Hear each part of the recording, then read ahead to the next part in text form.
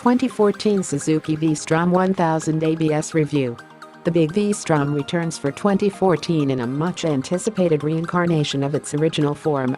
Obvious outward appearances aside, the new Strom boasts increased displacement and mid-range power from its redesigned V-twin, better handling and improved stability from its new chassis, and an electronics package including non-switchable ABS and a 3-position traction control system. TC a first for any Suzuki motorcycle. For 2 days, Suzuki subjected a select group of attending journalists to sample, critique and enjoy the virtues of the 2014 V Strom 1000 ABS. Blacktop was the primary surface upon which we traveled, but a short stint atop dirtier roadways emphasized the adventurousness of the Strom, as well as reminding a few of the attending journos, me included, to the precariousness of riding a 500-pound motorcycle outfitted with street tires through deep sand. Introduced in 2002 with no major improvements since, it wasn't necessarily difficult to improve the decades-old design. But Suzuki didn't just throw new components at the aged model and call it done. Suzuki sent a team to interview current V-Strom owners to determine the bike's weak points, then address them accordingly.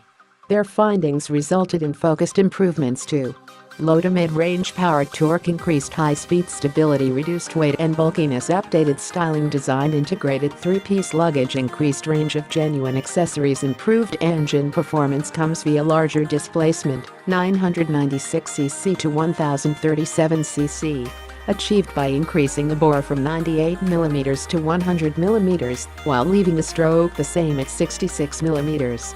Throttle bodies now boast 10-hole fuel injectors, replacing the 4-hole injectors of the old model, improving fuel atomization. Overall gearing is shorter due to a numerically higher primary drive ratio, while 6th gear goes to a 1:1 ratio from the previous model's slightly overdriven ratio. Both are designed for snappier freeway passing power without an undue increase in engine vibes. 2012 Suzuki V Strom 650 ABS review.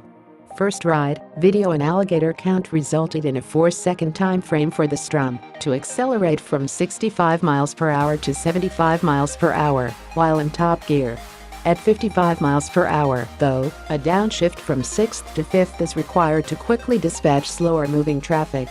Otherwise, the engine outputs enough low and mid-range power to keep things exciting and vibrations to a minimum.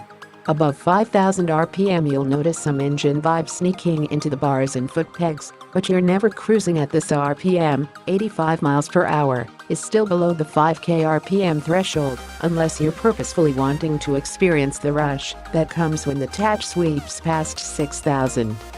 On-road handling manners are vastly improved by virtue of a frame-subframe combo that's 13% lighter and 33% more too originally rigid. A fully adjustable 43mm inverted kit fork and preload adjustable shock maintain the Strom's 502-pound claimed wet composure at speed and compliancy when circumstances are more docile. 2012 Adventure Touring Shootout video. The level of flickability is what you'd expect from a tall bike, 33.5-inch seat height with a long wheelbase, 61.2 inches, a 19-inch front wheel, long travel suspension, 6.3 inches front and rear, carrying its fuel load, 5.3 gallons, in the traditional location, slow. The addition of nearly 1 inch between contact patches certainly didn't help increase transition speed, but does make for better high-speed stability. In achieving the longer wheelbase, Suzuki actually shortened the distance between the front axle and swing arm pivot and lengthened the swing arm. Given the chance, however, the big Strom will make quick work of a twisty road, its tires and cornering clearance restraining it from higher levels of aggression. Lending to the 2014 V Strom's better handling is an overall reduction in curb weight, dropping from 520 pounds to 502 pounds full of liquids. Helping shed weight and improved handling is the redesigned exhaust system that replaces the old dual muffler arrangement with a single muffler and relocates the exhaust can from under the seat to a lower placement on the bike's right side.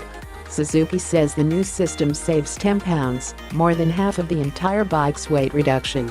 Increased radiator capacity and the loss of the old model's oil cooler accounts for another 3.3-pound reduction. There is big news in the electronics department, courtesy of Suzuki's first-ever motorcycle traction control system.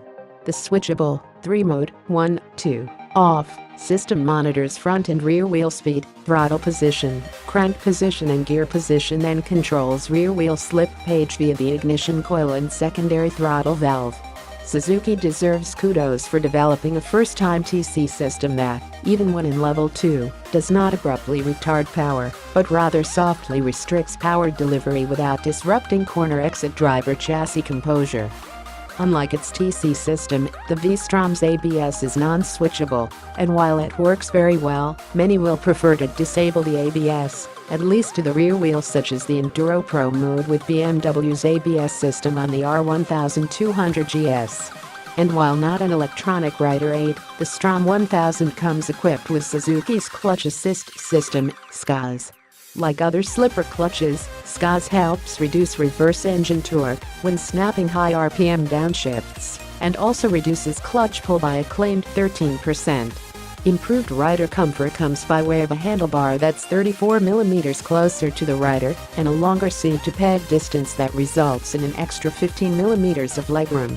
The seat tank junction has also been narrowed, and while this helps disguise the tallness of the Strom's 33.5-inch seat height, there remains a wide feeling between your knees due to the width of the fuel tank. Seat foam is a little on the stiff side, but all-day riding is manageable. Suzuki offers low and high seat options, reducing and increasing seat height by 1.2 inches and 1.3 inches, respectively. Passenger pegs were raised 33.1mm and moved forward 7.7mm.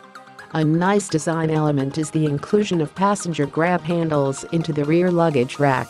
MSRP for the 2014 Suzuki V Strom 1000 ABS is set at $12,699. The V Strom 1000 Adventure model includes handguards, touring windscreen, side panniers and mounting brackets, engine guards, and bottom cowl for an additional $1,300, both of which seem appropriately situated between Triumph's Explorer, $15,699, and Tiger 800, $10,999. Once we get a V Strom 1000 in our test fleet, we'll be able to evaluate it against the Triumph Tigers and other comparable adventure touring bikes to discover how its price and performance stack up. Until then, however, you, like us, will have to wait until April, when both long-term press bikes and retail units become available.